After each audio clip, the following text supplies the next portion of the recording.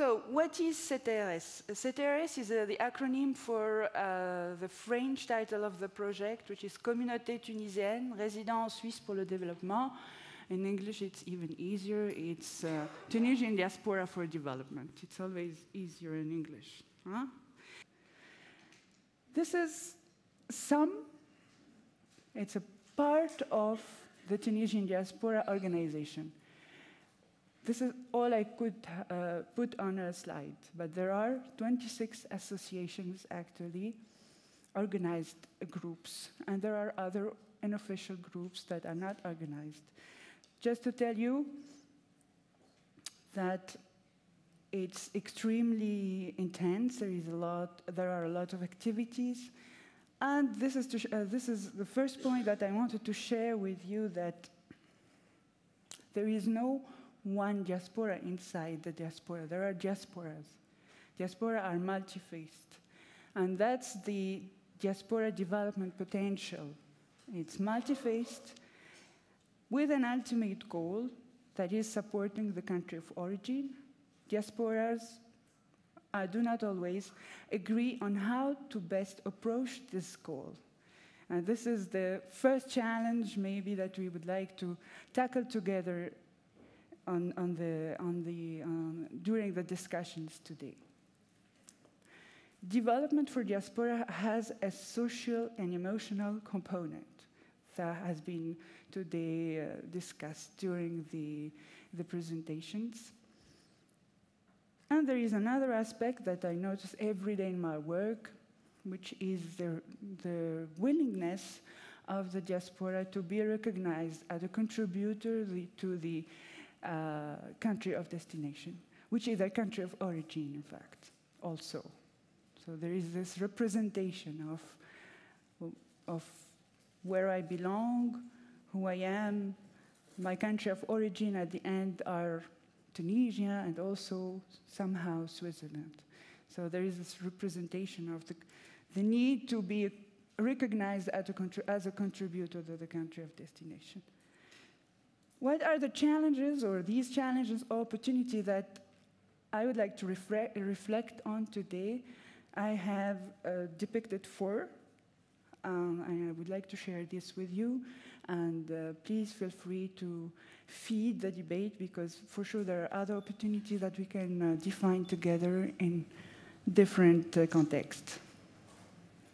Expectation management, diaspora ownership, project management capacity, standard compliance. Just let us always think about this presentation as in the context of project management, migration and development project management.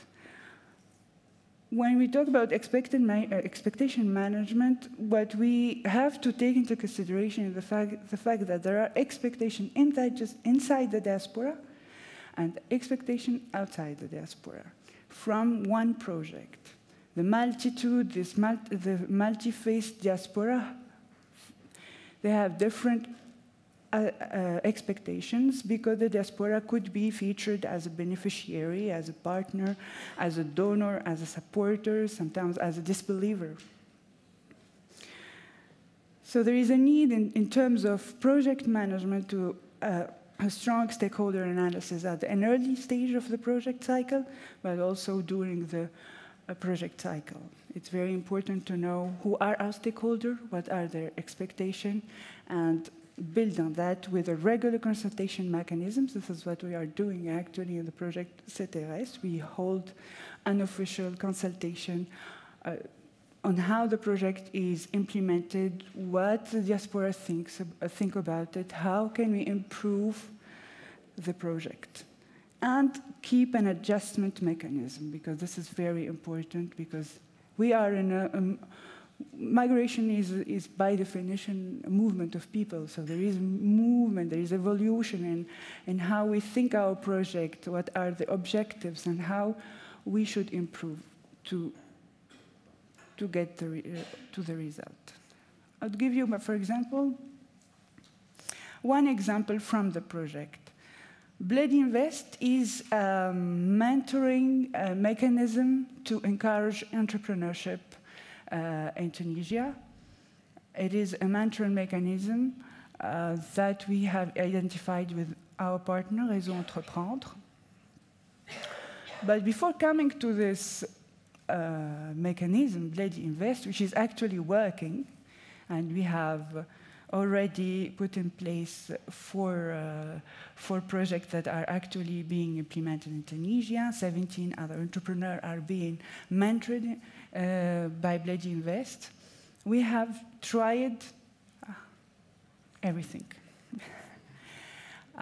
We have tried to first have a governmental partner, then a very technical training partner, which was doing very well in France, for instance. Didn't work for the Tunisian community in Switzerland. We relied on the diaspora networking partners, the entrepreneurs of the diaspora. Same thing. We didn't have the result that we were willing to have.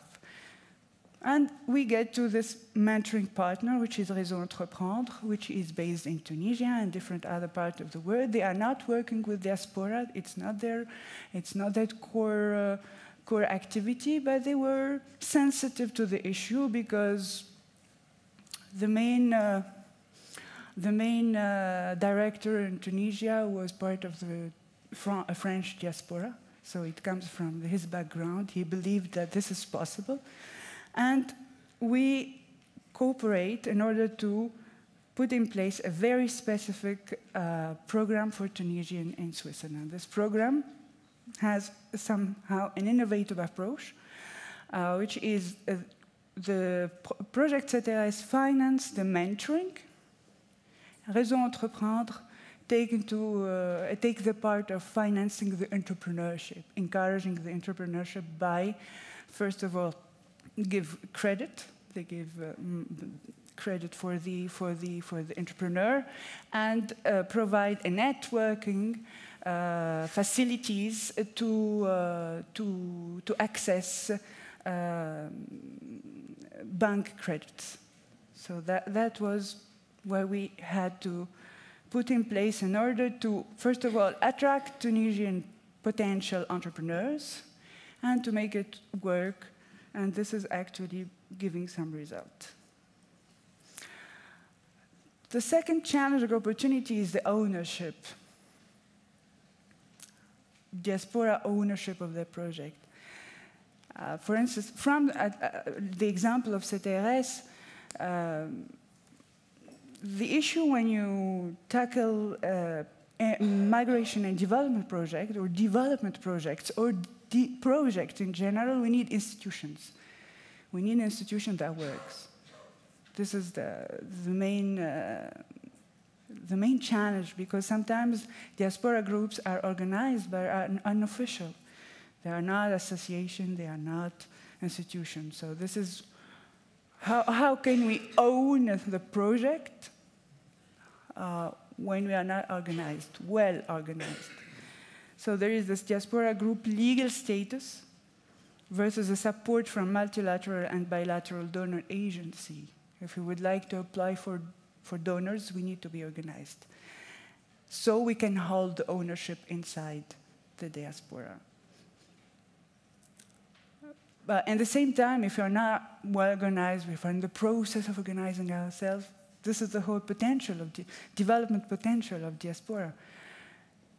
That is not undermined by the fact that we are not organization.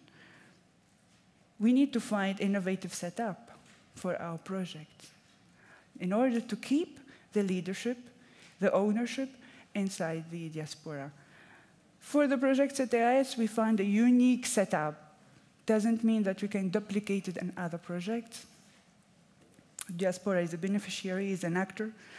In Tunisia, we have the cooperation division, which is fully implementing the project with the government, because we have a governmental partner, which is very close to the project. My colleagues are inside the governmental organizations.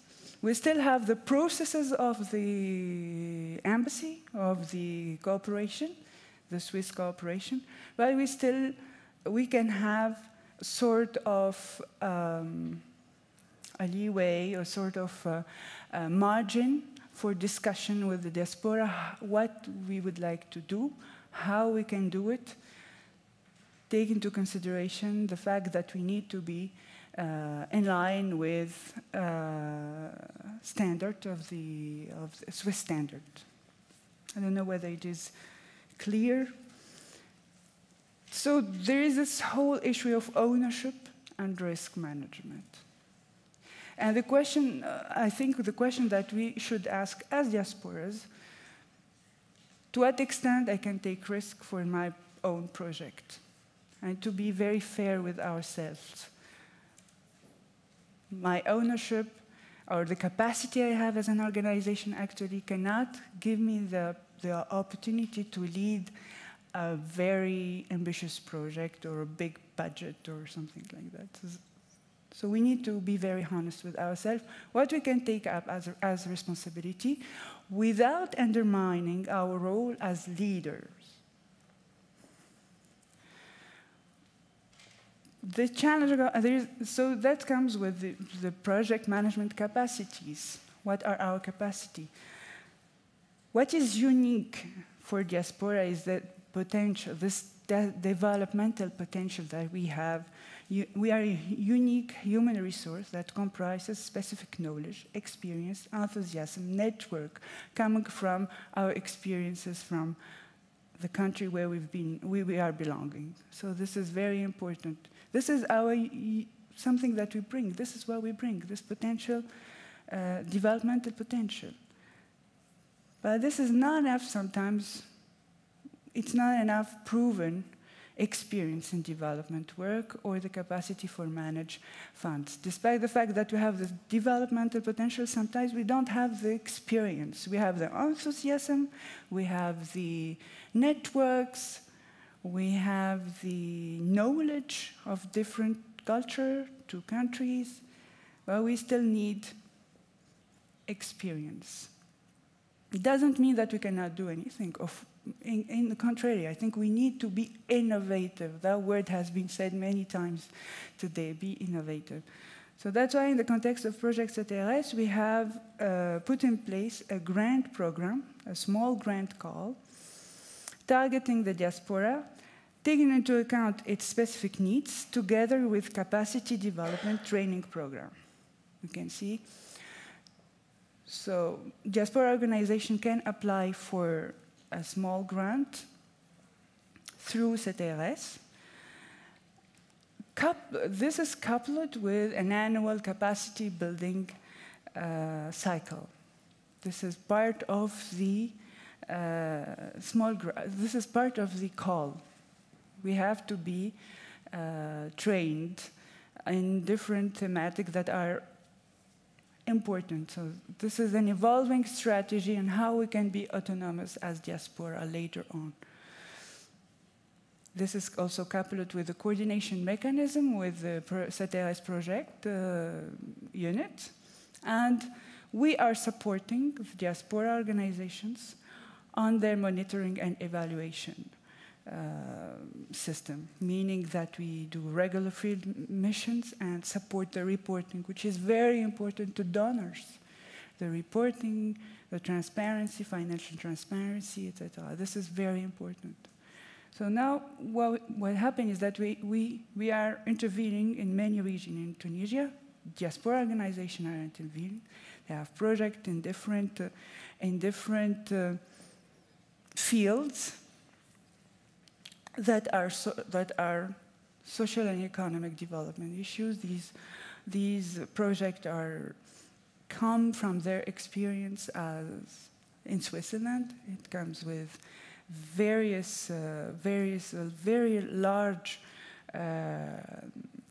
experience, and it comes also with network, local partners. This is very important. Who knows local partners? Who has the network? Diaspora organization, they have the network. And they know in certain region what we exactly need. Sometimes you can do these connections that at a very macro level, they are not possible to do. So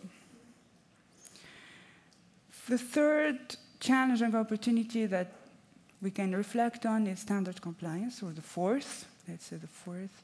This is very challenging, actually, and we had to sometimes to struggle with the administration to make it possible, or at least to say that diaspora organizations, they have this potential, but we need to find a compromise, because we cannot put all the burden on these organizations. Sometimes they are small organizations, they don't have enough resources, human resources, financial resources. We need to find a compromise in order to make sure that we have the minimum standard respected, which is very important also for the credibility of diaspora.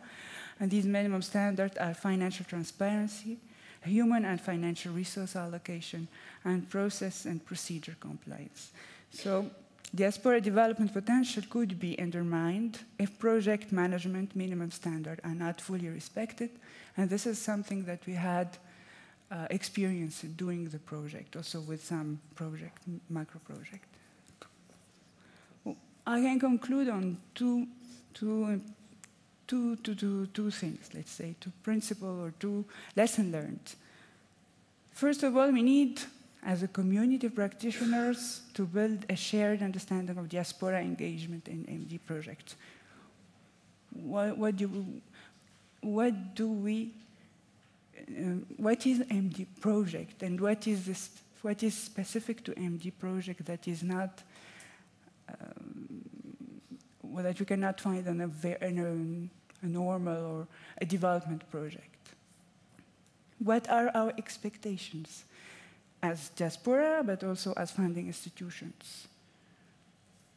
We, as diaspora, I'm talking as a member of the diaspora, we need to optimize our development potential, invest on strengthening project management capacities, and capitalize on standard compliance. Voila. Thank you for your attention. Please visit our website. We have a Facebook page also and LinkedIn, so you can follow us on the project.